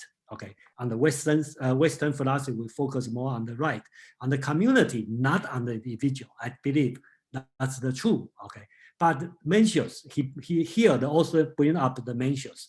Mencius, he famously said that people have the right to choose them. I don't think Mencius really say that, but I will bring the text. Okay, and then let me bring the text of what he meant this part. Mencius famously said, okay, I believe this text doesn't have the context who asked what, but I believe that's the Mencius answer to the one of the feudal lord. Okay, when Mencius said, the people are the most important. Okay, and the second important is the state. But in Mencius' original word means the temple of the state. Okay, is the next, and the king is the lightest, the least important. And then he gives the further example. Becoming an emperor, you need the support from the people. But becoming a feudal lord, you only need the support from the emperor. Become a minister, you need the support from the feudal lord. So I think that he is responding to the question when the feudal lord think about how can he unite the entire China. Mencius' answer is very interesting. He said, you want unite the entire China, become the emperor of China, you need the support from the people. But if you just stay as a feudal lord, you only need the emperor to support you. If you want to be the minister, you only need the feudal lord to support you. So that's his answer to the people. And I think that's, let me end here. I know a lot of people want to talk about the China situation, democracy. Okay, so here I will bring the conclusion for the author talk about. He talked about the the author tried to set the reality that many Confucians influence society, like South Korea, Japan, Taiwan, has become the democracy country. Okay, even they still have the Confucius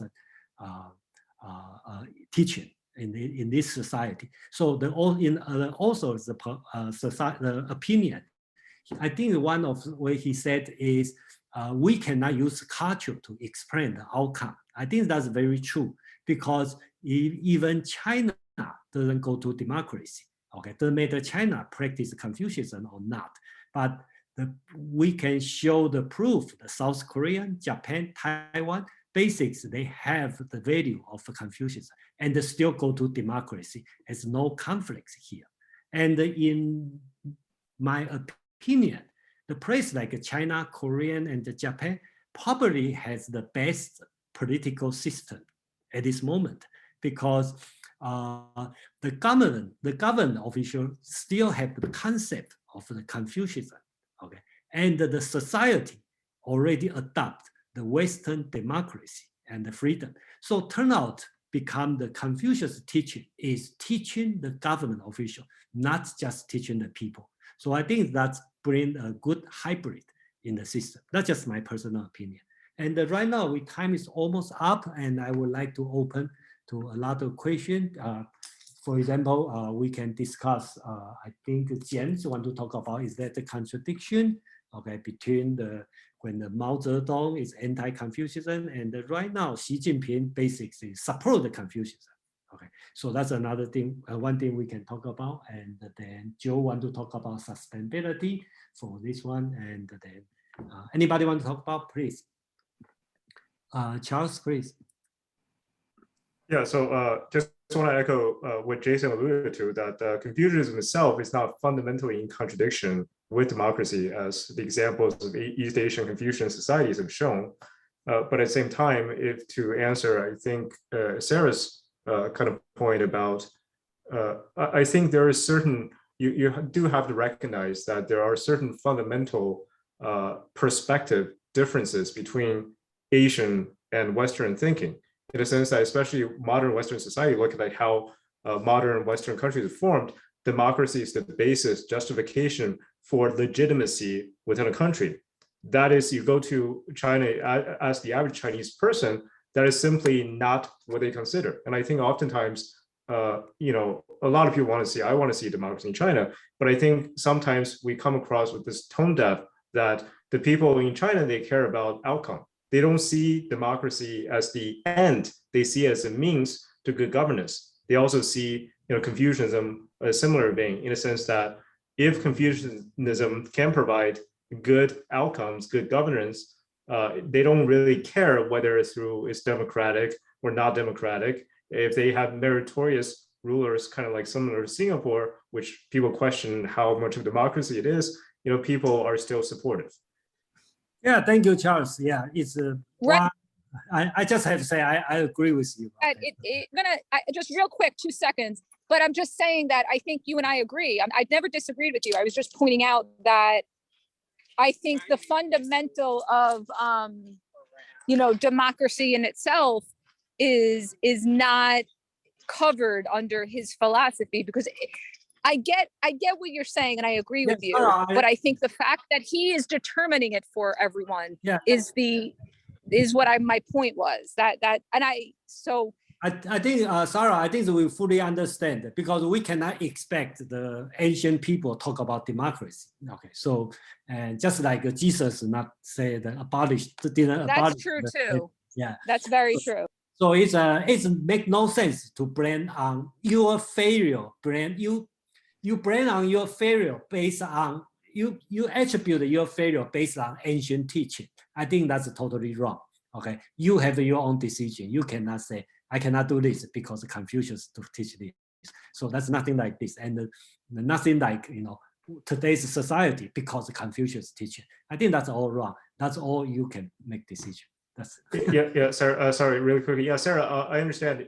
I don't think we're in too much disagreement here. The only thing I'd like to point out is I think perhaps my understanding is that you see Confucius as somebody who dictated this very concrete set of virtues, and therefore he is the one who is calling the shots as to who is meritorious or not.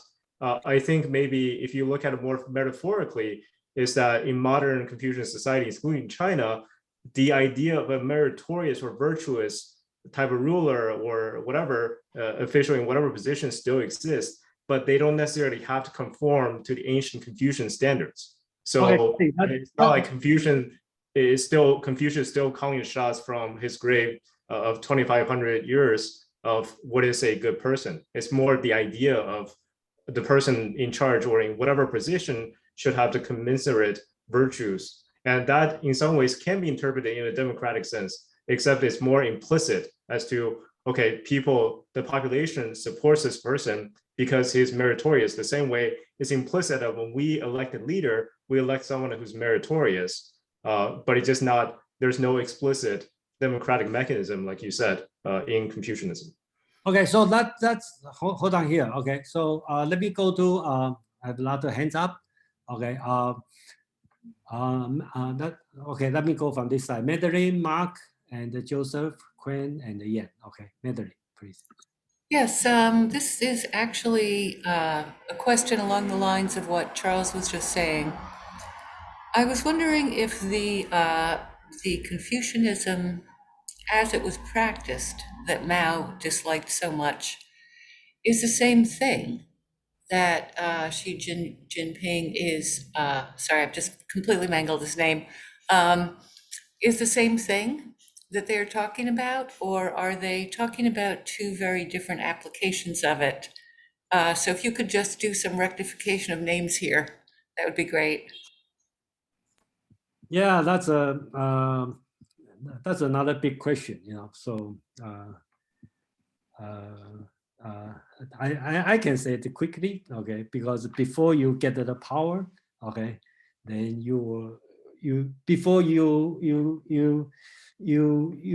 you are revolutionary, you probably don't want the Confucius. But when you are stable in power, you think Confucius is great because you can keep the social order. So that's why, there's no conflicts, but just depend on how you're going to use it. And that's back to my idea, you don't contribute or blame on any ancient teaching, okay, on today's situation, because the teaching is teaching. They have their own situation. There's no excuse, and then you just do whatever is right. So yeah, Madeline, the modern political context to this is that if you look at China's history, right, first it overthrew the the old society, right? So communism, it was in their interest to overthrow the old dynasties and Confucianism, and then they became in power. So following the disastrous years of Mao, Deng Xiaoping, opened up and started adopting, market principle and so forth. So what happened over the last 30 years is China became more market oriented and less, communist or whatever, and also more westernized.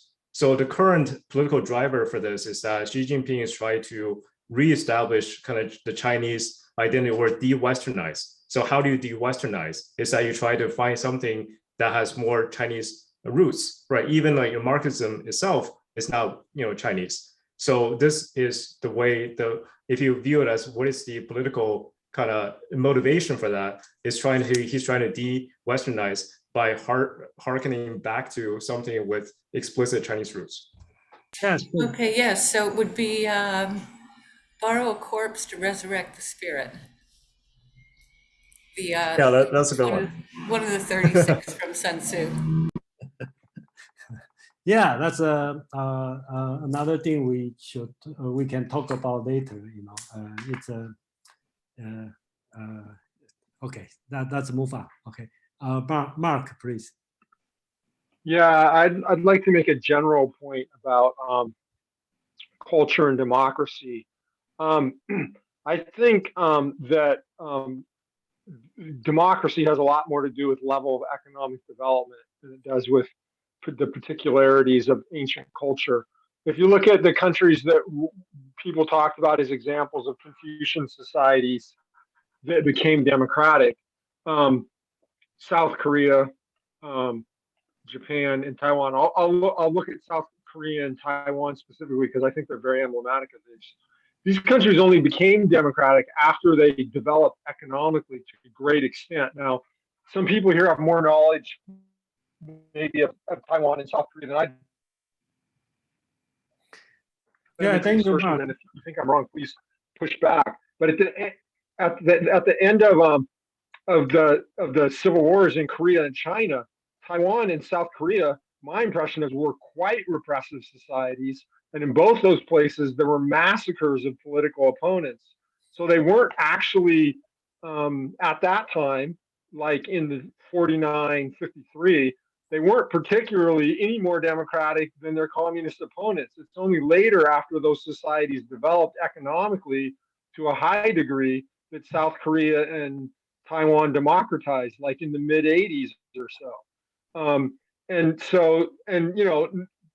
Mainland China and North Korea have just as much a Confucian legacy as South Korea and Taiwan. So it seems to me the difference is that South Korea and Taiwan developed economically faster and sooner than North Korea and mainland China. And that explains the difference in political rights much more than any kind of ancient cultural references.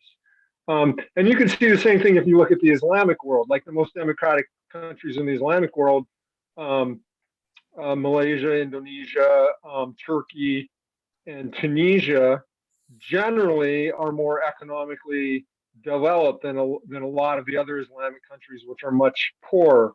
You have the exception of the Gulf states, but those are kind of weird because their economic development is all centered around just resource extraction. Okay. So that's my general point. And I specifically like some feedback on my comments about Korea and Taiwan versus their communist counterparts, if anybody has an opinion on that. Well, I can answer your question. I feel I grew up in Taiwan, and then I know how depressed when I grew up in the Chiang Kai-shek reign, and then I have to kind of disagree on what you talk about economic bring the democracy. I will say democracy go first, because when that time I was in the part of fighting for the democracy, so bring me a lot of trouble. But I stop here. But basically, that's the situation. Personal belief: I don't like dictatorship. I always support freedom, and then okay. Sorry. Okay, that's it. Joseph, please. Hi, yeah, I had a question about Confucius's legacy with regards to gender relations, because one of the things that I noticed is that, China and Korea and Japan, they get stereotyped as being very, very sexist, particularly towards women. But when I was in Korea, for example, one of the culture shocks I had was when I was walking on the street with a couple of my friends, guy friends, and there were women walking by themselves, like high school girls walking by themselves at night in a big city. And I've never ever seen that in an American city, particularly in San Francisco, because I was actually attacked over the beginning of the pandemic in San Francisco. So like there's like, in American cities, you don't normally see people going out outside, particularly single women. And one of the things that I was wondering is obviously, particularly Japan and South Korea have very high gender gap pay ratios. But it seems that in terms of things like sexual assault, things like rape, it seems like East Asia seems to be a lot safer. Like, I think the statistics are like, from what I've seen at least, America, I think 1 in 3 women will experience sexual assault in their lifetime, and 1 in 4 will experience some form of rape. And so, and I think the statistics, at least for South Korea, are like many times lower. And so I was wondering if it has to do with Confucius's idea of following by the book, going by the rules, following tradition, even if it's like, you get what I'm saying? Like, there's a difference in terms of how they approach gender relations. And I was wondering if you could speak more on that. Well, I think everybody have a different view. I appreciate that you share this information, and then I just like to mention on the historical situation is after the Neo-Confucianism, the Chinese society become more conservative. Okay, so the more restrict on women. Okay, so that's another big question. How come a rationality movement, okay, supposed to be more rational, how can become more conservative? That's another big question. Okay, so that's the thing. Not totally blame on Confucius teaching. If you have to blame on somebody, I think Neo-Confucius will be more guilty than Confucius, and not necessarily the scholar on the Neo-Confucius fault. Probably the government how to exercise this kind of academic teaching. So that's many things we can talk about, but it's not an easy question. Anybody want to comment on this one? That'll be welcome. And let's go to Quinn first.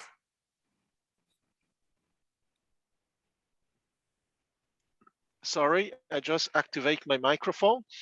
Okay, so I just want to remind everyone here that Confucianism is first and foremost an educational program to create a gentleman, okay, a gentleman or a gentlewoman, the junzi. Okay, so the rest, I don't mean that the rest is not important, okay, but for Confucianism, the core value is to create the gentleman, the man capable of respect, of shame, of commiseration, and of having wisdom. So from that basis, they expect that people who are higher placed in society, the rulers, either in a democratic society or not, because they have wisdom, the sense of rituals, the sense of respect, the sense of humanity, would be capable to help those who are less endowed with those moral qualities. I think that's the core of Confucianism. And the other thing that I would like to say, that when the Chinese Empire in 136 BC decided to accept Confucianism as the official doctrine, of course that they were abuses because of position of power. And almost 2,000 years later, when Mao Zedong started the revolution in 1949, the Confucianism that has been destroyed was not the Confucianism that was the educational program to create the junzi, but the feudal Confucianism of abuses of people in power. And now I think that what the Chinese people want is to return precisely to that wisdom, to that educational program that at the core wants to create the 君子. We say the gentleman, but of course nowadays we have to remind that Confucianism also want to create gentle women, of course.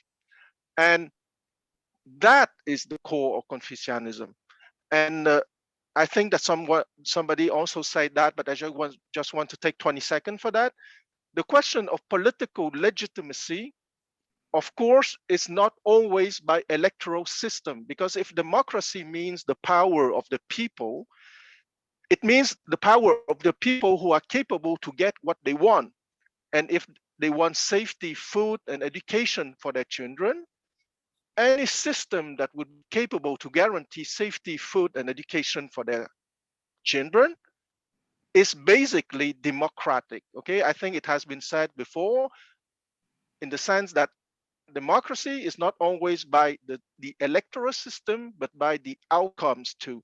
And I think that there is a global debate now because of China economical success since the last 3 decades. I think that it provoked a global debate. What is truly democracy? Is it the electoral system, or is it the guarantee of safety, food, and education for the citizens? And I stop here. All right, thank you, Quen. Yeah, just like to support what Quen talked about 君子. Okay, generally it's translation as a gentleman, but I think another translation is the moral agent. Okay, so Confucius used this term 君子 as a like moral agent. Okay, whenever you want to be, it's a just like a人, you put a name on that and put all the good attribute on 君子. We'll talk about this one later. Yan, please. Okay, well, my question was related to that, meaning that during that 5 years that he was an administrator, how did he, educate the people towards that end? I mean, how successful was he? Well, okay, I happen to read some of this, and he kind of take care of the security of the state, and I think the reason he got fired. Okay, of course, that's the historical account is totally biased because it's recorded by his student. So he said after 3 months, the state become peaceful. Okay, everything in order. Okay, that's what his student said. Okay, and then the reason he got fired because I forget that's one powerful minister or the aristocrats. Okay, do something wrong or something, and the Confucius kill him. Okay, and then he got fired. Okay, something like this. So that's the only thing I know. But anybody know others? That'd be great to happen. Yeah. We have George. George, please. Yes, sorry, thank you. I just wonder. I found a lot of similarities between Confucius. Yeah. How do you pronounce Confucius? In Chinese, in Mandarin? 孔子. You got it? Confucius. Kong is his last name. Yeah, usually we call Zi as a Mr. So it means Mr. or Master Zi. Okay. Master Kong. Okay. Kong is his last name. Okay. Consu. Donc, sorry. Find a lot of similarities between his work, ideas, and the works of Saint-Simon, the French priest, philosopher, and his ideas of reformation of the religion and society. Also fighting against the individualism, spiritual unity, yes, of course, but Confucius also had it originally, and also this kind of idea of devotion to the society rather than individual liberalist ideas. which in turn is known to have influenced Marx and some other socialist thinkers, Saint-Simon's ideas. So one can then really drive some link between the three ideas, you can say.